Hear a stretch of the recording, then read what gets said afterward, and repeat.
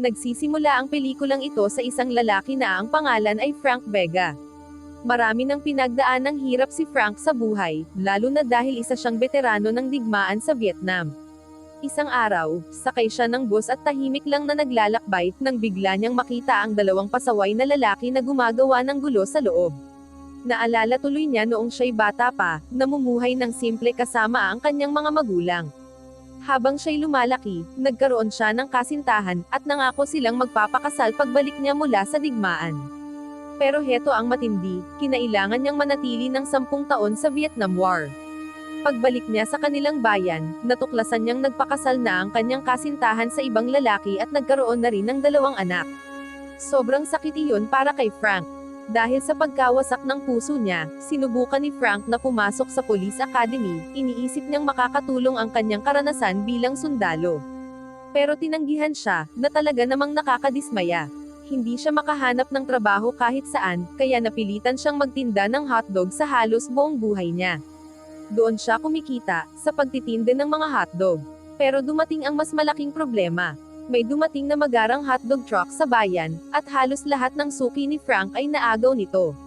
Dahil dito, wala siyang nagawa kundi maging palaboy, gala ng gala na walang totoong bahay o trabaho. Mabigat iyon na kapalaran para kay Frank Vega, walang duda. Ngayon, balik tayo sa kasalukuyan. Nasa bus pa rin ang 2 pasaway na lalaki, nagwawala at muntik pang saktan ang isang matandang lalaki.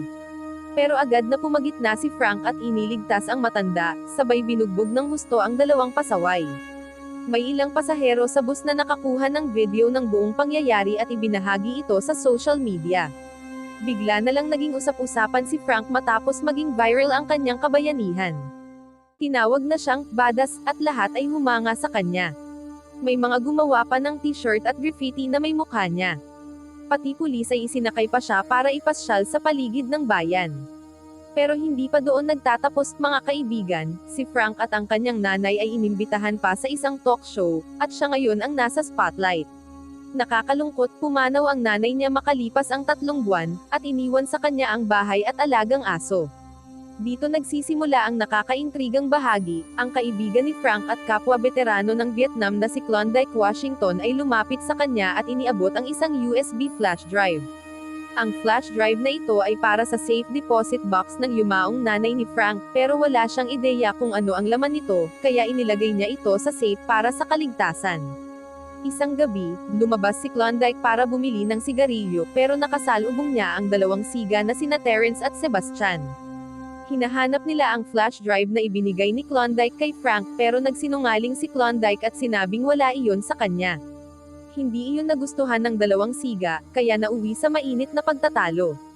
Sa kasamaang palad, lumala ang sitwasyon at napatay nila si Klondike. Mabilis din silang tumakas. Nang marinig ni Frank ang balita tungkol sa pagkamatay ng kanyang matalik na kaibigan, dali-dali siyang pumunta sa morgue para makita ang bangkay ni Klondike.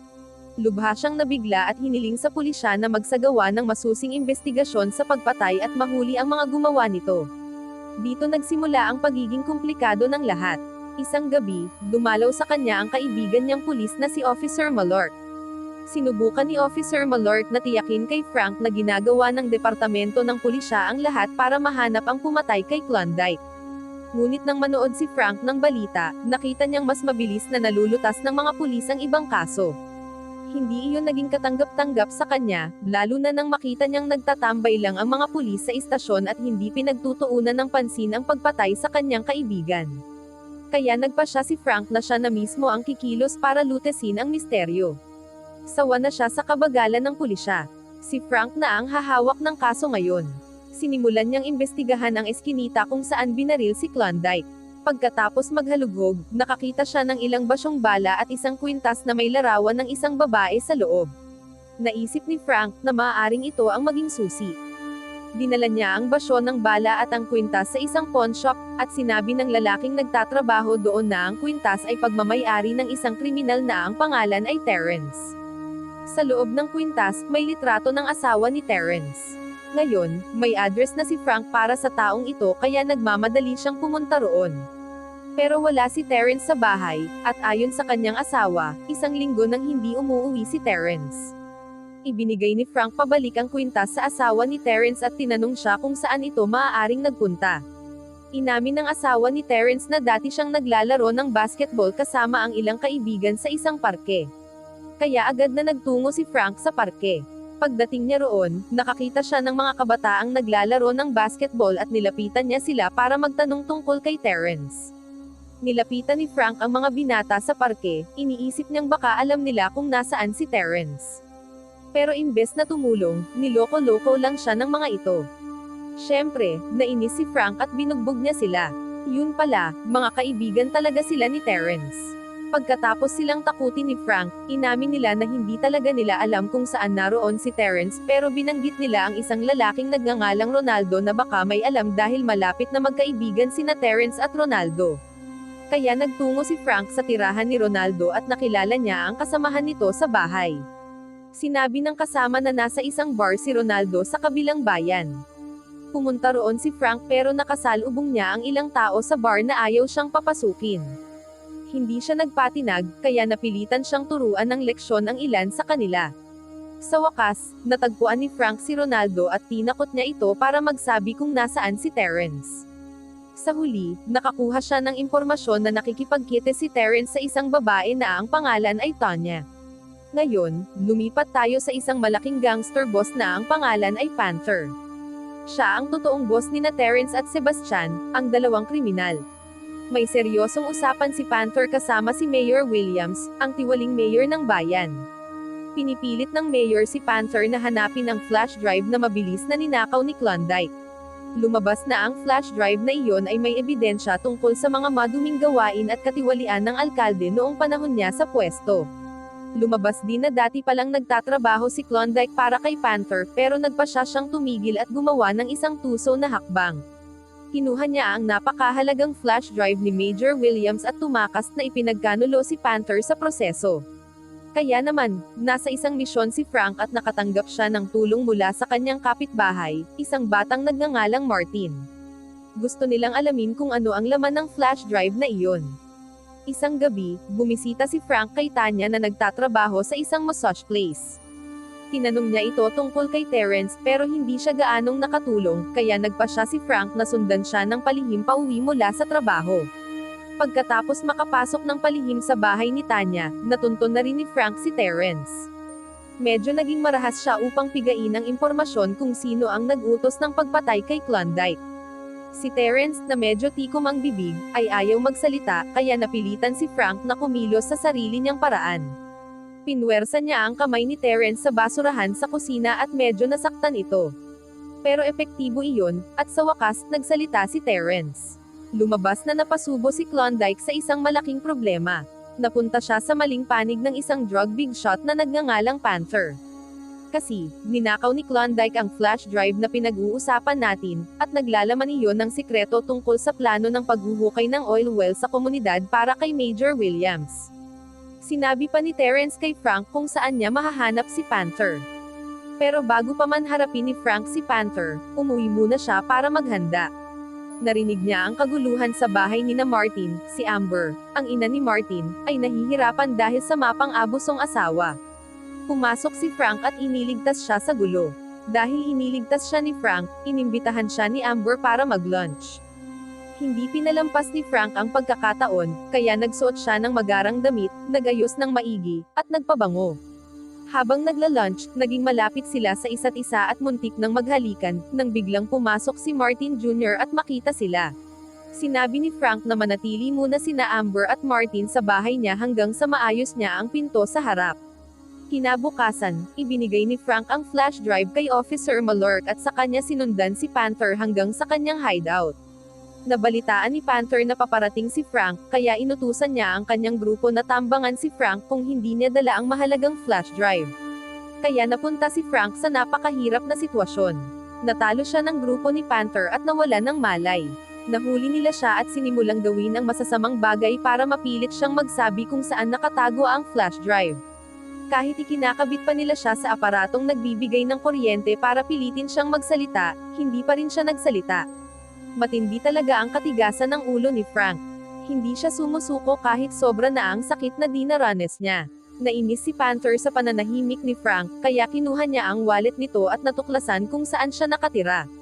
Inisip niya na baka doon nakatago ang flash drive kasama ng mga mahal niya sa buhay. Habang pinahihirapan ng mga tauhan niya si Frank, nagmamadali namang pumunta si Panther sa bahay nito para hanapin ang flash drive.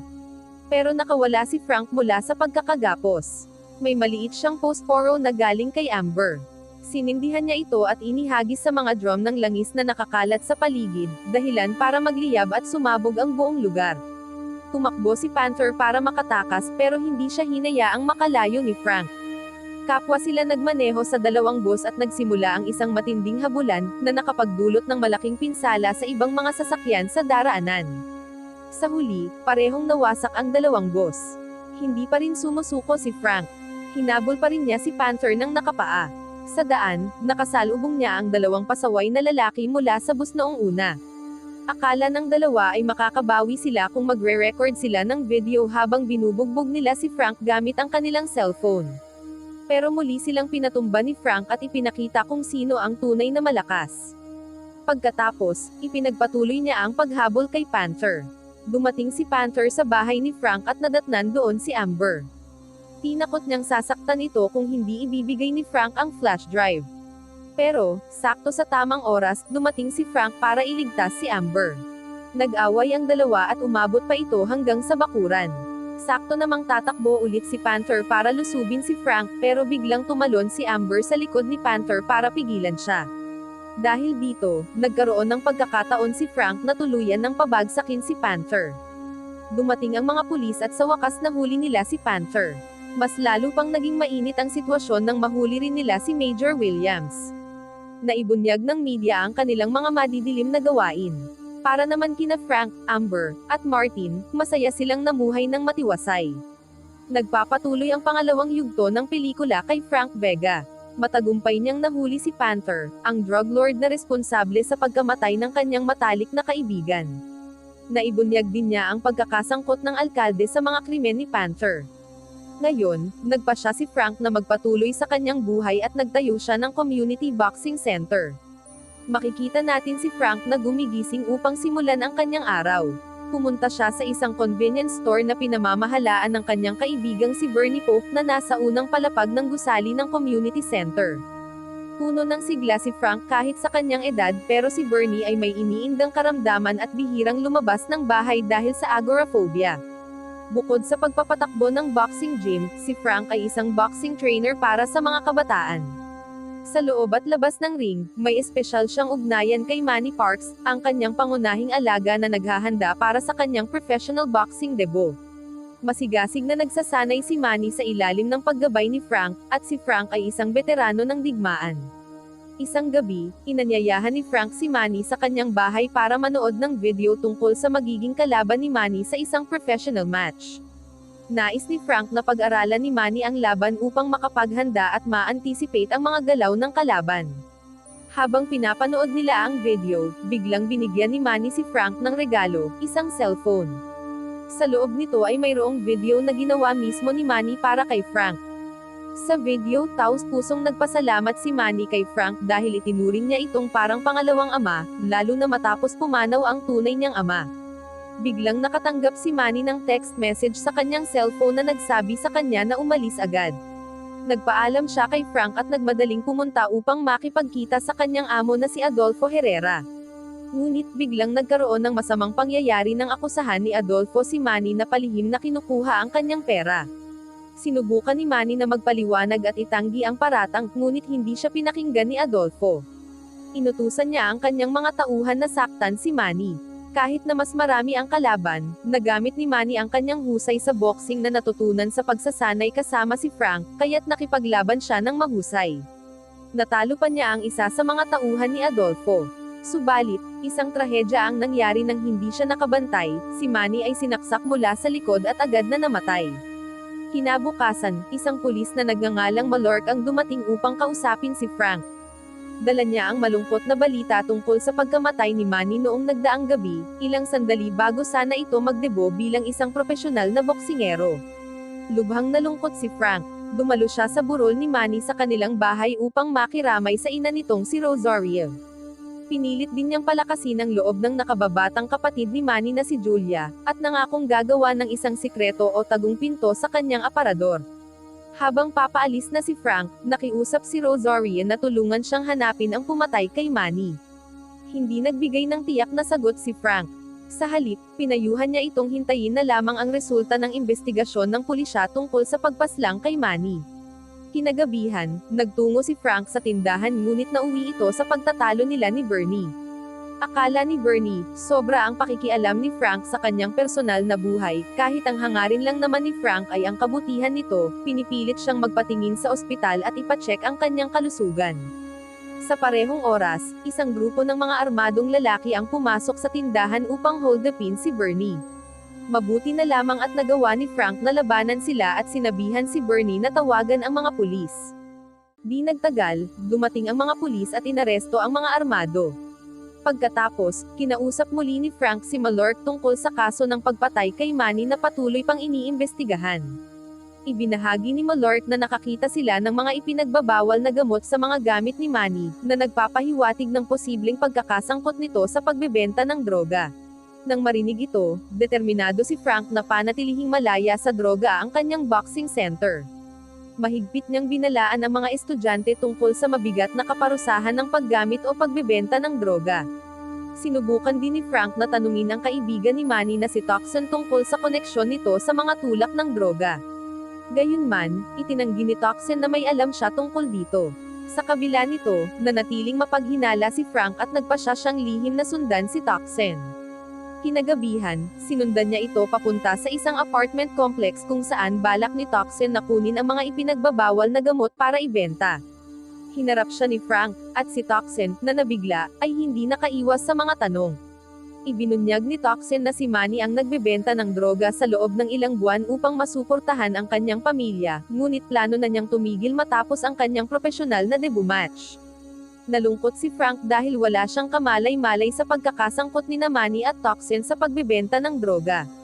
Dahil nag-aalala sa kinabukasan ni Toxin, inutusan niya itong dalhin siya sa lugar kung saan ginagawa ang droga. Doon, hinarap ni Frank ang mga tauhan ni Adolfo at sinira ang lahat ng ipinagbabawal na gamot.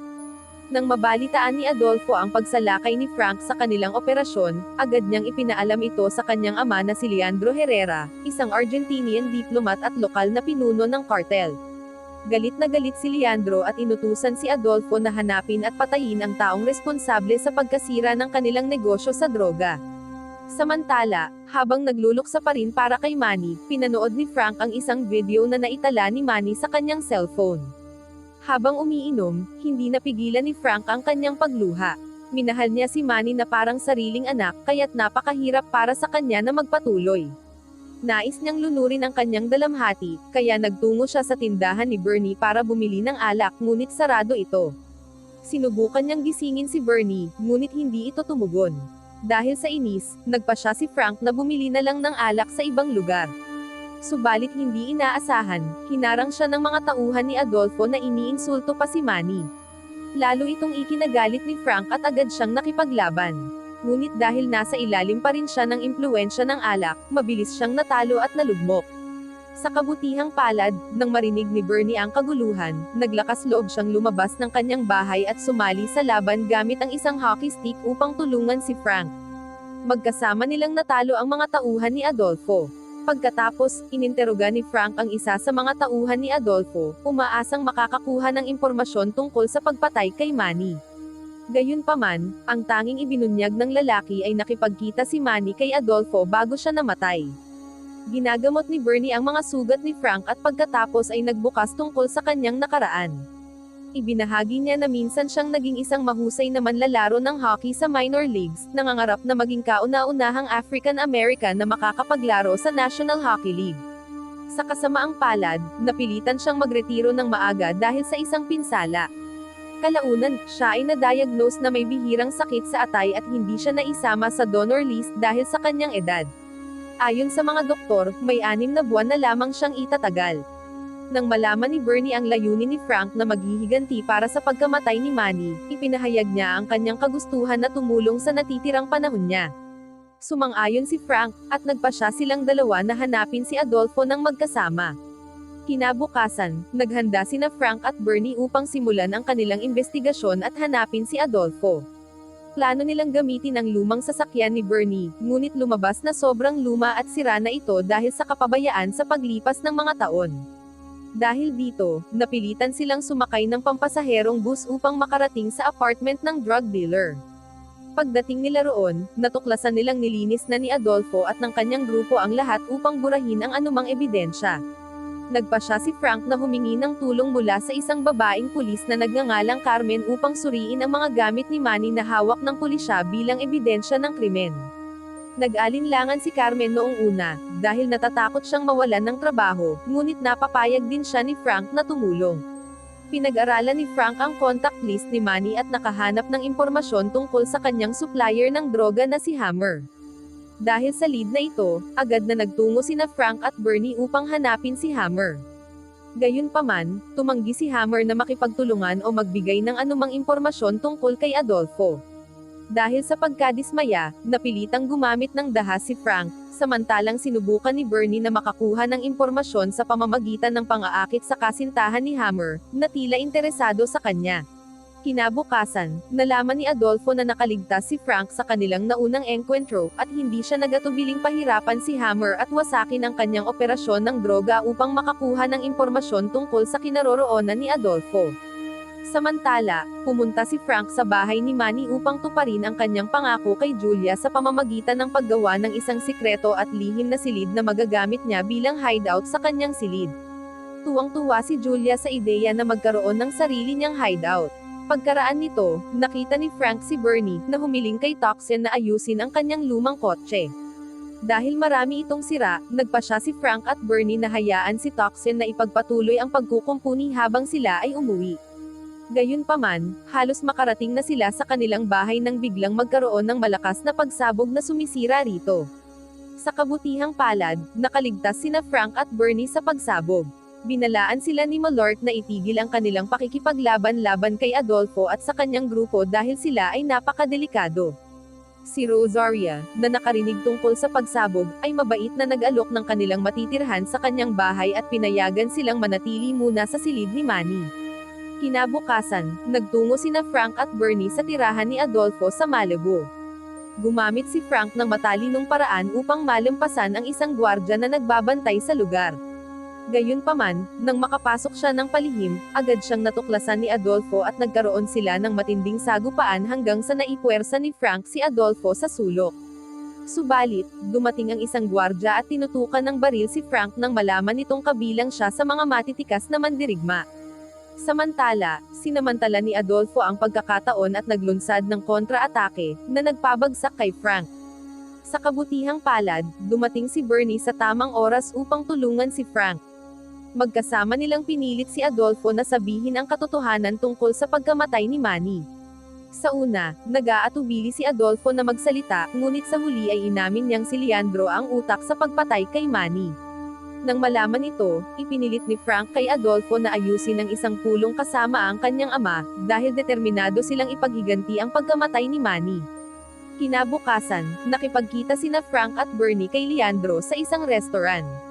Makalipas ang ilang sandali, siya ay naaresto at dinala sa kulungan dahil sa kanyang mga krimen. Bumalik si Frank sa bahay ni Rosaria at ibinahagi ang balita tungkol sa pagkakaaresto ng utak ng lahat. Labis na nabuhayan at nagpasalamat si Rosaria, at mahigpit na niyakap si Frank. Kinagabihan, nagkaroon ng taos-pusong pag-uusap sina Frank at Rosaria, at mas lalong tumitibay ang kanilang romantikong relasyon. Ngunit hindi nagtagal ang kanilang kasiyahan nang ibalita ni Malort ang nakakadismayang balita na mayroong diplomatic immunity si Leandro, at hindi maaaring arestuhin ng walang matibay na ebidensya ng kanyang mga krimen. Napagtanto nilang kailangan nila ng konkretong ebidensya para maipasok si Leandro sa kulungan, kaya't nagpasya sina Frank at Bernie na sundan siya gamit ang isang taxi. Sinundan nila siya hanggang sa isang meatpacking plant na ginagamit ni Leandro bilang harapan ng kanyang operasyon sa droga. Inutusan nila ang driver ng taxi na maghintay, at pumasok sila sa planta bilang nagkukunwaring empleyado. Sa loob ng pabrika, nadiskubre nila ang plano ni Leandro na ipuslit ang droga sa loob ng mga pakete ng sariwang karne na nakalaan para ipamahagi sa buong syudad. Habang kinuha ni Frank ang isang pakete ng kontaminadong karne para gawing ebidensya, bigla silang nadiskubre ng mga tauhan ni Leandro. Itinali silang dalawa at ikinulong sa isang malamig na silid kung saan sinamantala ni Leandro ang pagkakataon para ipagyabang ang kanyang legal na immunity. Sa isang nakakakilabot na revelasyon, inihayag din ni Leandro ang kanyang kaalaman tungkol sa romantikong relasyon nina Frank at Rosario, at nagbigay ng pahiwatig ng masamang balak laban sa kanya. Inutusan niya ang kanyang mga tauhan na iwanang nagyayelo sina Frank at Bernie sa malamig na silid habang dinudukot nila si Rosario. Dahil sa matinding takot para sa kaligtasan nina Rosaria at Julia, sinubukan ni Frank na palayain ang sarili gamit ang bracelet na ibinigay sa kanya ni Julia. Samantala, matagumpay na nadukot ng mga tauhan ni Leandro si Rosario, ngunit hindi nila natagpuan si Julia, na nagtatago sa likod ng isang lihim na pintuan.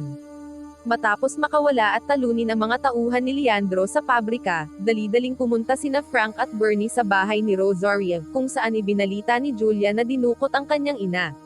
Sa madaling sabi, natunto nila ang kinaroroonan ni Rosaria ngunit nagkaroon sila ng suliranin nang mapagtanto nilang wala silang pamasahe sa taxi. Nauwi ito sa mainit na pagtatalo nina Frank at Bernie. Mabuti na lamang at dumating si Toxin sakay ng inayos na truck ni Bernie, sakto sa oras. Habang papunta ang dalawa upang sagipin si Rosaria, si Adolfo na dumukot sa kanya ay nakatanggap ng balita na nakatakas sina Frank at Bernie mula sa pabrika at papalapit na sa kanilang kinaroroonan. Nang malaman ito, inutusan ni Adolfo ang kanyang mga tauhan na barilin sina Frank at Bernie mula sa ere gamit ang helikopter. Mabuti na lamang at nakaiwas si Bernie sa pag-atake sa pamamagitan ng pagdaan sa kagubatan, habang ginamit naman ni Frank ang isang granada upang pabagsakin ang helikopter. Naabutan nila si Adolfo at napigilan siya. Gayunpaman, lumabas na nailipat si Rosaria sa kotse ni Leandro. Tinawagan ni Frank si Leandro at pinilit itong makipagpalitan kapalit ni Rosaria. Nang mapagtanto ni Leandro na bihag ang kanyang anak, pumayag siya sa palitan. Itinakda ni Frank ang lugar ng kanilang pagkikita. Pagdating nila sa lugar, pinalaya ni Leandro si Rosaria at pinalaya naman ni Frank si Adolfo. Habang papalapit na si Rosaria kay Frank, sinubukan niyang pagsabihan ito na may nakatagong tauhan si Leandro sa kanyang sasakyan. Sa kabutihang palad, nabaril ni Bernie ang tauhan sa tamang oras gamit ang kanyang lumang baril mula sa glove compartment ng truck na dati niyang inakalang wala ng silbi. Makalipas nito, dumating ang iba pang mga tauhan ni Leandro at buong tapang na hinamon niya si Frank sa isang santukan, binanggit pa niya si Manny. Sa una, lamang si Leandro, ngunit pinakawalan ni Frank ang kanyang galit na nagbigay sa kanya ng lakas upang lumaban ng buong tapang hanggang sa tuluyang bumagsak si Leandro at nawalan ng malay. Sa huli, dumating ang mga pulis upang arestuhin si Adolfo at ang kanyang grupo, at nadiskubre nilang patay na si Leandro. Sa araw na iyon, ipinagdiwang ng lahat ang kanilang tagumpay laban sa mga Herrera. Nagpatuloy ang romantikong relasyon nina Frank at Rosaria, at si Bernie naman ay maayos na nakarecover matapos makatanggap ng matagumpay na liver transplant mula sa yumao na si Leandro. Si Bernie ay napunta rin sa girlfriend ni Hammer, na niligawan niya noon. Nagpapatuloy ang ikatlong yugto ng pelikula kina Frank Vega at Bernie Pope, dalawang magkaibigang naglalakad papasok sa isang bangko. Hindi sila naroon para sa simpleng pagbisita, gusto nilang mangutang para sa kanilang negosyo. Ngunit sinabi ng empleyado ng bangko na na-max out na nila ang kanilang huling loan at hindi na sila mabibigyan ng panibago hanggat hindi nila nababayaran iyon. Hindi naman basta sumusuko sina Frank at Bernie, kaya sinubukan pa rin nilang kumbinsihin ang empleyado na bigyan sila ng loan. Hindi nagtagumpay, at uminit ang pagtatalo habang nagtuturo sila sa isa't isa. Ngunit sa kalagitnaan ng kanilang pag-uusap, biglang dumating ang isang grupo ng armadong lalaki upang hold upin ang bangko. Kahit patuloy pa rin ang kanilang pagtatalo, nagawa nina Frank at Bernie na labanan at palayasin ang mga magnanakaw. Para bang sabay nilang nilalabanan ang isa't isa at ang mga kriminal. Mabilis na kumalat sa internet ang kanilang kabayanihan, at inimbitahan silang ma-interview sa lokal na TV. Nang tanungin ng TV host kung binigyan na ba sila ng loan ng bangko, natawa na lang sina Frank at Bernie dahil ang tanging ibinigay sa kanila ay isang sertipiko ng pasasalamat sa kanilang serbisyo sa pagpigil ng pagnanakaw. Kinabukasan, nagpapahinga lang sina Frank at Bernie sa bahay habang nanonood ng TV. Bigla na lang tumawag si Carmen, ang kanilang kaibigan. Mayroon itong malaking balita, ikakasal na siya. Labis ang kanyang saya at inimbitahan niya sina Frank at Bernie sa kanyang kasal. Ngunit tapat na sinabi ni Frank na hindi sila makakapunta dahil dipat sila sa pera at wala silang pambili ng plane ticket. Ngunit ibinunyag ni Carmen na nakabili na siya ng mga tiket para sa kanila. Lumipas ang ilang araw, bumiyahe na sila patungong Louisiana para sa kasal ni Carmen, kung saan nakatira ang kanyang pamilya. Subalit hindi maganda ang pakiramdam ni Bernie sa kanyang upuan. Sumasakit ang kanyang tiyan kaya dali-dali siyang tumakbo papunta sa banyo ng eroplano, ngunit nadatnan niyang may gumagamit na pala nito. Kaya si Bernie, mabilis mag-isip, ay palihim na pumunta sa magarang banyo sa business class. Pero bigla niyang napansin ang isang napakagandang babae na mag-isa lang nakaupo. Biglang nakalimutan ni Bernie ang pagnanais niyang magbanyo at naupo siya sa tabi nito, sinusubukan siyang ligawan gamit ang matatamis na salita. Malalim na sila sa kanilang malambing na usapan nang biglang dumating ang isang flight attendant. Sinabihan si Bernie ng attendant na bumalik sa kanyang upuan sa economy class dahil malapit nang lumapag ang eroplano. Medyo nainis si Bernie dahil nasira ang kanyang romantikong usapan, pero wala siyang nagawa kundi bumalik sa kanyang regular na upuan. Sa wakas, lumapag sila sa Louisiana. Paglabas nila sa paliparan, napansin nila ang isang lalaki na may hawak na karatula na may nakasulat na Vega and Pope. Lumapit sina Frank at Bernie at ipinakilala ang kanilang mga sarili bilang Vega at Pope. Sinabi ng lalaki na ipinadala siya ni Carmen para sunduin sila. Sumakay sila sa sasakyan papunta sa bahay ni Carmen, na medyo malayo pala mula sa paliparan. Habang nasa biyahe, huminto sila sandali sa isang gasolinahan dahil sumakit muli ang sikmura ni Bernie at kailangan niyang magbanyo. Habang abala si Bernie, napansin ni Frank ang isang lalaki na sumusubok na kawin ang bag ng isang babae. Hindi alam ng babae ang nangyayari dahil abala siya sa paglalagay ng gasolina sa kanyang kotse. Hindi makatiis si Frank na manood lang, kaya dali-dali siyang bumaba ng sasakyan at hinarap ang magnanakaw at ang mga kasamahan nitong naghihintay sa kotse. Sa parehong oras, nakita rin ito ni Bernie, kaya hinihila niya palabas ang isa sa mga magnanakaw at binugbog hanggang mawalan ito ng malay. Hindi inaasahan, malalaking siga pala ang mga magnanakaw na iyon, pero hindi natakot sina Frank at Bernie. Kahit mas malalaki ang mga ito, ipinakita ni na Frank at Bernie kung ano ang kaya nila. Gamit ang kanilang talino at husay sa pakikipaglaban, natalo nila ang mga magnanakaw. Ibinigay ni Frank pabalik sa babae ang kanyang bag, at nagpatuloy sila sa pagpunta sa bahay ni Carmen. Pagdating nila sa bahay ni Carmen, labis silang humanga. Ang pamilya nila ay nakatira sa isang napaka-engranding malaking bahay. Masayang sinalubong sila ni Carmen at ipinakilala sa kanyang mga magulang na sina Earl at Lois. Hindi na bago kay Frank at Bernie ang mga ito, matagal na silang kaibigan ng mga magulang ni Carmen, kaya't puno ng ngiti ang lahat. Ipinakilala rin ni Lois si Ronald, ang stepbrother ni Carmen, na tila medyo mailap kina Frank at Bernie. Inilibot naman sila ni Earl sa bahay at ikinuwento na ang bahay na ito ay nasa kanilang pamilya na sa loob ng maraming henerasyon. Isa itong tunay na yaman na minanapa mula sa kanyang lolo sa tuhod na isang sundalo. Si Earl mismo ay naging sundalo rin, tulad ng kanyang ninuno. Kinagabihan, nagdaos si Carmen at ang kanyang asawa ng isang engranding salo-salo sa kanilang magarang bahay. Puno ito ng mga bisita nila, at sa wakas ay ipinakilala ni Carmen kina Frank at Bernie ang kanyang asawa na si Jeffrey, na nakaupo sa wheelchair dahil hindi siya makalakad. Tila talagang masaya si Carmen kay Jeffrey, kaya't binati siya nina Frank at Bernie sa kanilang kasal. Pagkatapos, tumayo si Earl upang magbigay ng maikling talumpati sa harap ng bagong kasal at ng lahat ng bisita. Sumunod sina Frank at Bernie, nagsabi ng ilang salita at nagbigay ng pagbati ng kasiyahan para sa bagong mag-asawa. Pagkaraan, nagpakasaya silang lahat sa inuman hanggang sa malasing. Ngunit pagsapit ng hating gabi, biglang may nagpatay ng kuryente, at bumulusok ang buong bahay sa kadiliman. Mula sa kung saan, biglang may mga nakamaskarang lalaki na pumasok sa kwarto ni Carmen upang dukutin siya. Ngunit si Frank, na kahit lasing ay medyo alerto pa rin, ay nakaramdam ng masamang pangyayari. Sinubukan niyang iligtas si Carmen mag-isa, ngunit binugbog siya ng husto ng mga tauhan. Nawala ng malay si Frank, at tuluyang dinakip ng mga kidnapper si Carmen.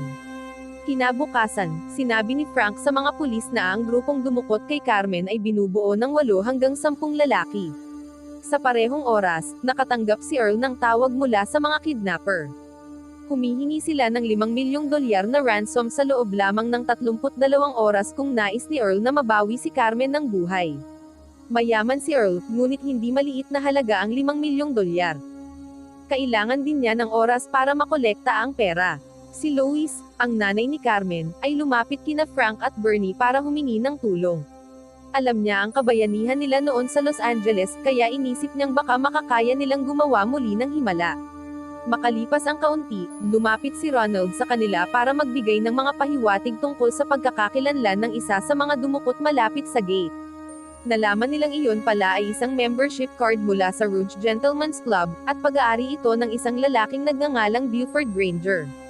Nagpasya sina Frank at Bernie na gumawa ng tama at nagpunta sila sa pulisya dala ang ebidensyang iyon. Ngunit si Chief Broussard ay hindi natuwa na may mga sibilyan na nakikialam sa investigasyon. Nagbanta pa siya na ipakukulong sila kung ipagpapatuloy pa nila ang sariling investigasyon. Kahit pinagsabihan na sila ni Broussard, hindi umatras sina Frank at Bernie. Nagpatuloy sila sa pagsisiyasat at nagtungo sa Rouge Gentlemen's Club para hanapin si Buford.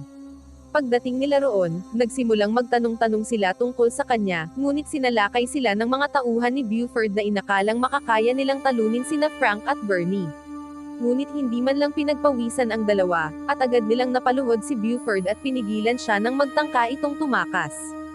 Sa una, ayaw ni Buford sabihin kung saan dinala si Carmen. Pero nang bahagyang gumamit ng puwersa si Frank, napilitan siyang sabihin na dinala ito sa isang lugar na tinatawag na Landry's Lock.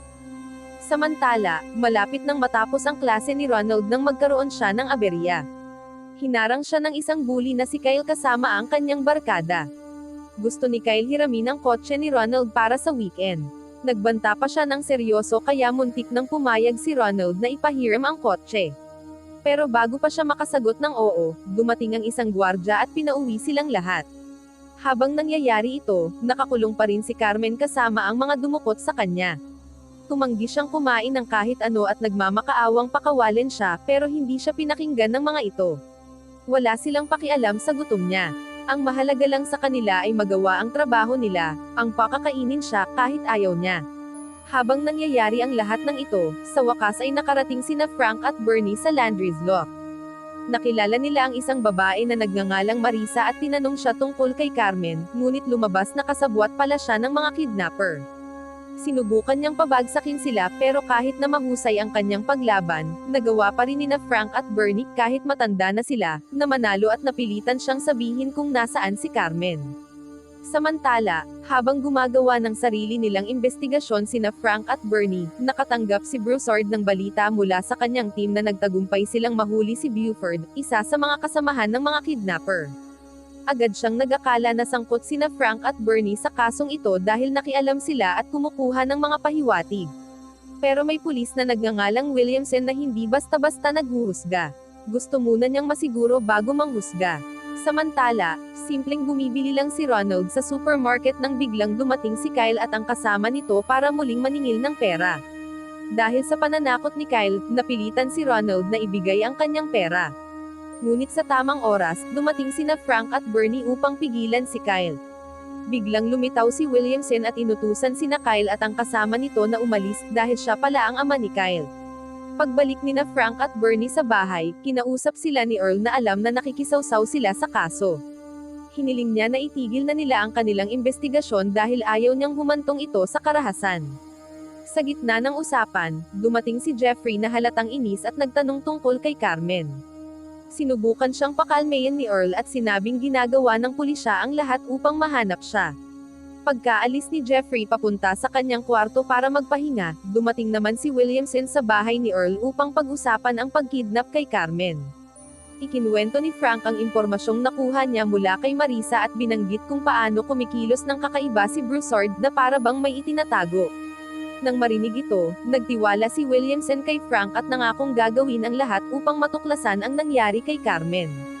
Iniabot pa niya kay Frank ang kanyang business card at sinabing makipag-ugnayan kung may makuha pa silang karagdagang mga pahiwatig. Maya-maya, habang naghahanda na si Frank para matulog, lumapit sa kanya si Ronald at binigyan siya ng isang titanium na kwintas na sinasabing isang agimat para sa proteksyon. Hiningi niya kay Frank na ingatan ito para sa kanyang kaligtasan. Samantala, si Carmen, na nakakulong sa kanyang kwarto, ay napansin ang bahagi ng dingding na natutuklap. Nagpasya siyang sirain ito at nakakita ng isang air vent. Sinubukan niyang dumaan doon, umaasang makakatakas pero humantong lamang ito sa isang opisina na may fax machine at computer. Tinangka ni Carmen na buksan ang computer, ngunit nakalock ito ng password. Determinado pa rin siya, isinulat niya ang kanyang lokasyon at ipinadala ito sa himpilan ng pulisya gamit ang fax. Nang mapagtanto niyang may dumarating, kinuha niya agad ang tala at nagmadaling bumalik sa kanyang kwarto.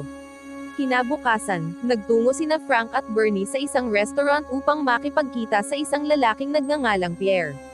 Nakuha nila ang impormasyong ito mula kay Marisa. Pagdating nila roon, agad na tinanong ni Frank si Pierre tungkol kay Carmen, ngunit naging tikom ang bibig ni Pierre at walang nais isiwalat. Doon napagpasyahan ni Frank na magseryoso. Isinawsaw niya ang bahagi ng mukha ni Pierre sa mainit na mantika, at doon napilitan itong magsalita ng mabilis.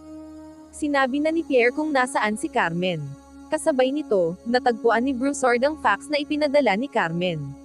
Dali-dali siyang nagtungo sa lugar na iyon, ngunit imbes na dakpin ang mga kidnapper, inaresto niya sina Frank at Bernie na papunta rin doon.